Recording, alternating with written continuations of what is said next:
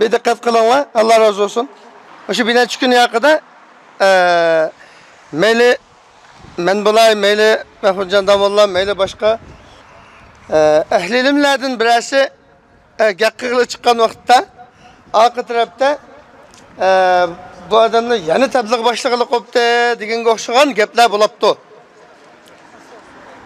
Bu mavu acayip içinişlik bir gep.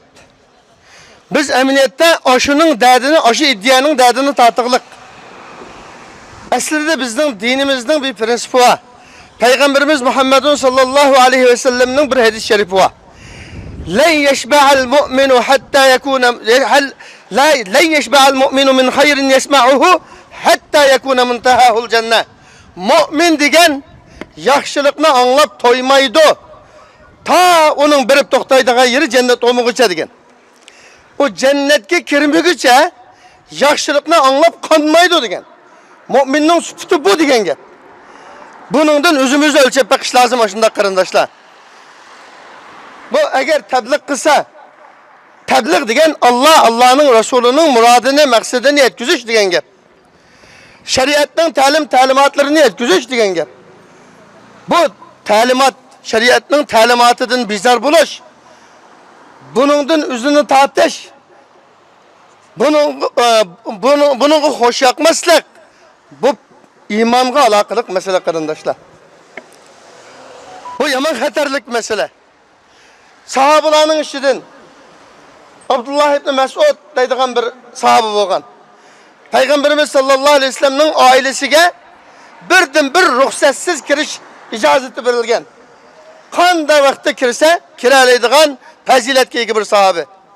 Peygamber aleyhissalatu vesselam Kur'an-ı Kerim'ni tushgan peti anglashni xohlaydiganlar mushu Abdullah ibn Mesud'dan anglangan Kur'an-ı Kerim'ni deb sifatlagan.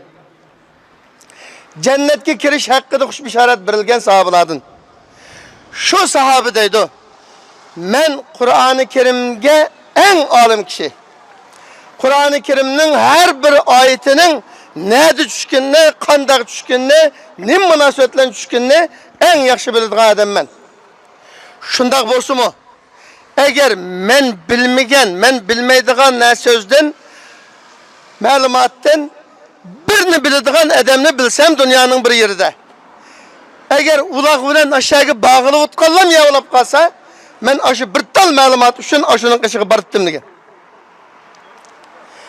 İmam Şafii rahimahullah qanday bir adam? Mening ilimga ehtiyojim yo'q. Men bilib bo'ldim. Endi anglamasam mı buludu? Deydiken şu gapni degan saatdan boshlab o adam nadan cahilga aylanib ketadi deydi.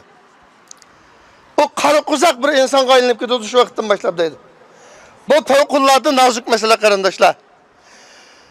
At qo'ydigan vaqtda atni etonlarni qo'ydigan, o'lganda maytonning janoza namozini o'qiydiganlar ashu ahli ilmlar.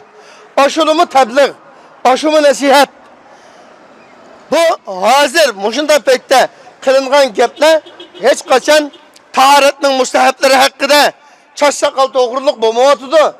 Tabiiyki mushu haqida, mushu faoliyat haqida, mushu davo haqida bo'layotdi qarindoshlar. O'lsanglar janozangni tushirdiganlar yana mushu ahli ilmlar. Vatanda bir kishi o'lgan. Bu kishi o'z vaqtida mushu ahli ilmlarga to'la qarat qiladigan, ahli ilmlarning tabliğiga nisbatan nabab gap qiladigan, mushu odamning zuvanı bir tutib qolsa, mushu ahli ilmlarning hadisi mushu şeriat halalarim deydigan bular. Deydigan bir adam bulab, bu adam o'lgan vaqtida janozasiga faqat ahli ilm deb qanash kelmagan. 20-25 yıl oldu gap, neçe yıl oldu gap emas. Hech kim kelmagan. Faqat bir ahli ilm bilmay kelib qolgan. Bu ahli ilm kelgandan keyin shu odamning mayt ekanligini bilgandan keyin bu odamning dinga xushi yo'q edi. Ahli ilmga xushi yo'q edi. Bu adam xohlamaydigan bir adam men bir ahli ilm. Yani bu adam xohlamaydigan bir adam. Kip qaptimiz bu yerga. Men xato kip qaptim deb namozni tushirmay ketgan shu kishima.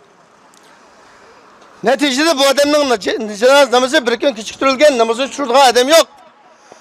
Aytsa Xitoydan farqi bo'lmaydigan kishilar Xitoyning lalmisi deb atagan, ashunda atalgan bir adam bo'lib boshqa bir kenatda Hükümet mecbur şu adamını ekilip onun namazını çürgen. Muşunda ahvallarımız üzbegen.